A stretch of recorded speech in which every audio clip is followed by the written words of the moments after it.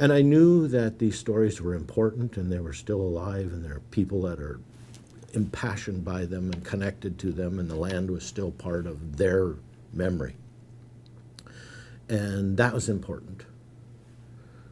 But I didn't know how to make a living in North Dakota as an interpreter, because the National Park Service could hire me for the summer. Then there's no job in the winter, unless there's a school group, and then they'd hire me for a week, and I'd go off of unemployment and work for a week and get paid, and then go back on unemployment until the spring when I'd come back and work.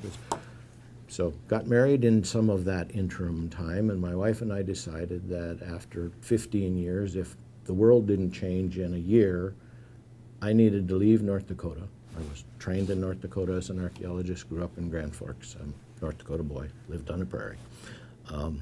But we needed to leave if economics didn't change, and they didn't. My dad is a college professor for 35 years teaching geology, and when I got my bachelor's degree in 1974, he gave me as a graduation present a master's if or when I wanted it. So I had a family scholarship that 16 years later I called Dad and said, hey, is that graduation present still available? And Mom and Dad scratched it together and said, yeah. Where are you going and what do you want to do? And so I went to the University of Wisconsin in Milwaukee in museum education and public history, which is the doing of history, not the study and academics of history, because I knew what I did interpreting at the sites in North Dakota worked, but I didn't know why and didn't understand the theory behind it, and didn't understand how education works and how people's minds work, and how do you process a question in a way so that it stays in their head and makes them continue to think about that question, and how do you layer on perspectives and information. And I needed to study that. So I went to the guy who was a major professor there and said, this is what I want to do for the next 2 years. I'm an older than average. I've got it funded. Will you be my advisor? And he said, yeah. So got a master's in public history at University of Wisconsin-Milwaukee. So now it's 1993, and I'm unemployed again with a master's degree and living in Milwaukee, and a position at the Jamestown settlement in Virginia, Tidewater, Virginia, opened. It's run by the Secretary of Education for the state of Virginia as an educational space that talks about the interaction between the Powhatan people, Pocahontas's people, and John Smith, the first permanent English settlement. Here we are again at European contact and native corn growers living. What an ideal possible position.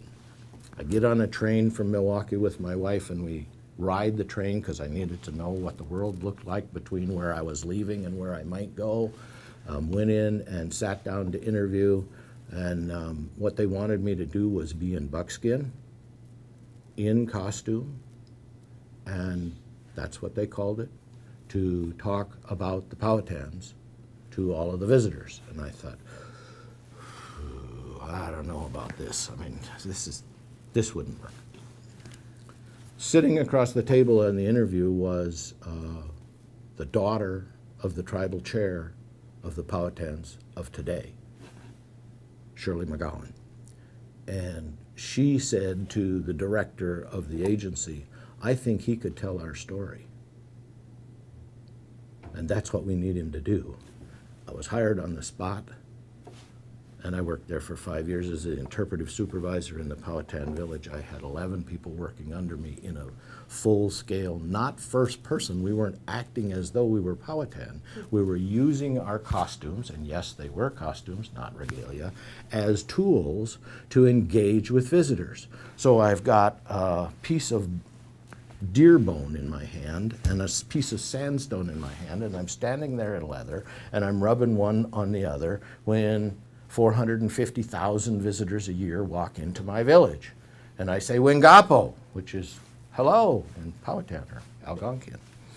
And they sort of look at you like, what? But I initiate the engagement. Now their defenses are down. They're ready to come into me and say, what are you doing?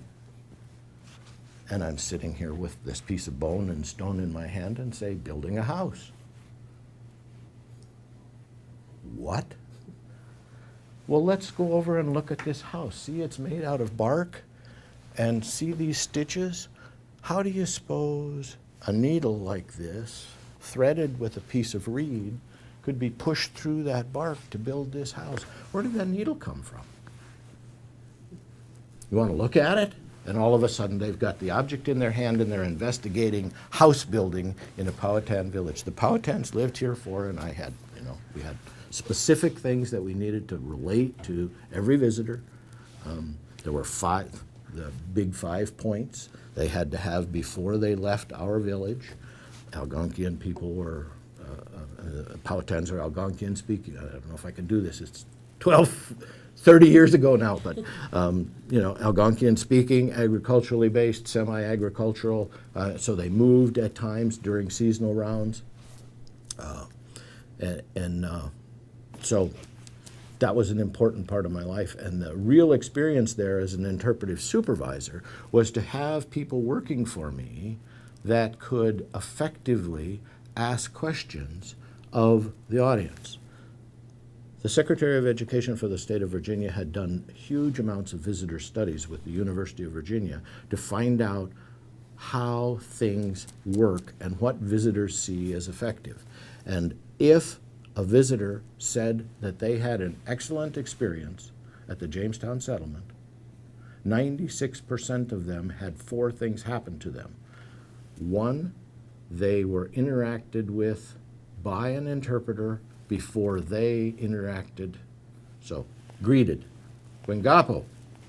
2, they had an object placed in their hands. Want to look at my needle?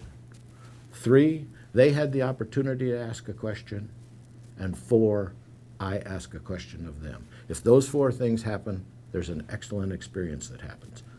I translate that to say there's a learning opportunity there, and it's done.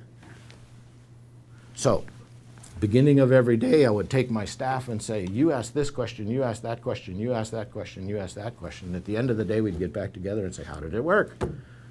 And we refined the questions to a skill set that was incredible. I mean, you want to talk about fire? Well, let's go look at this dugout canoe that's being burned over here, and this guy is burning it. That's how they carved wood. They didn't have steel tools. And so you want to look at the tools? Well, here's a stone tool, blah, blah, So that's the basis for why I'm here now. But I did spend 12 years in Minnesota working at the State Historical Society in Minnesota after leaving Virginia. And what I did there was the interface between the big house and the 35 state historic sites. So a site manager at a historic site wants to do a program and he doesn't know how to do it or what kinds of objects the Minnesota Historical Society has or what kinds of information is backing it. They would contact me. I would go to the rest of the staff. We would figure this out. I would go out and train it to their staff, and that's what I did for 12 years. So